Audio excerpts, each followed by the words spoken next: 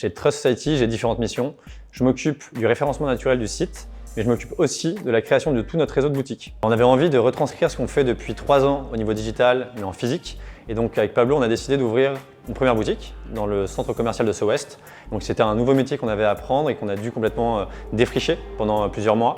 Et donc là maintenant le but, ça va être d'élargir cette gamme de boutiques un peu partout en France.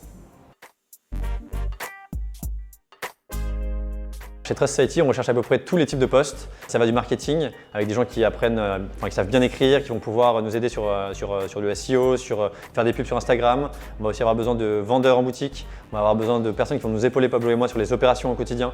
Donc on recherche vraiment tout type de profil. Alors nous, les profils qu'on recherche de manière générale, ils doivent respecter 4 critères. L'écologie, c'est quelque chose qui est pour beaucoup nouveau et donc on a besoin que les personnes soient intéressées par ce milieu, par les nouvelles tendances, les nouvelles technologies. On a besoin aussi que nos candidats aient une abnégation, on va dire, assez forte. Puisque c'est jamais facile de travailler dans un milieu qui est nouveau. Il y a plein de choses à créer, plein de choses à déterminer et à construire. Troisième qualité qui pour nous est hyper importante, il faut que la personne soit hyper positive. On est dans un environnement où on a besoin de rassurer les gens, on a besoin de les épauler au quotidien et donc il faut que la personne apporte une bonne humeur, une fraîcheur qui est prépondérante pour justement que les personnes entament leur transition écologique de manière hyper positive. Il faut que le candidat soit aussi pédagogue. On a envie que ça devienne un potentiel manager derrière dans l'équipe, que ce soit chez nous ou ailleurs. On a vraiment envie de le former dès le départ à ce que lui aussi ait envie de former d'autres personnes. Former d'autres personnes au sein de la société et aussi former des personnes autour de soi, donc nos clients potentiels, à consommer les produits qu'on vend au quotidien. Les entretiens chez Trust Society se déroulent en plusieurs phases. On a différentes séquences.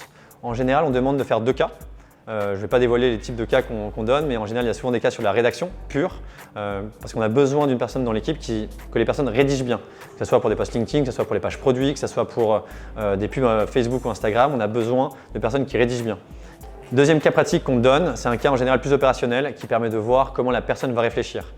À la suite, on demande en général un entretien avec Pablo et un entretien avec moi pour un fit et aussi une explication sur les valeurs. Dernière chose, on permet en général au candidat d'avoir un échange ou plusieurs échanges avec des personnes de l'équipe pour essayer de bien comprendre comment ça se passe à l'intérieur et essayer de capter un petit peu l'essence même de notre boîte.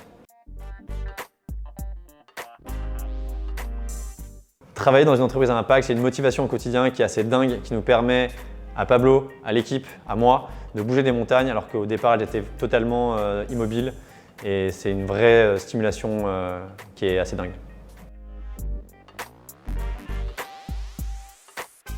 Un conseil, si jamais vous postulez chez Trust Society, essayez d'avoir la prose la plus pédagogue, ça revient du coup avec ce que j'ai dit tout à l'heure, mais la prose la plus pédagogue possible.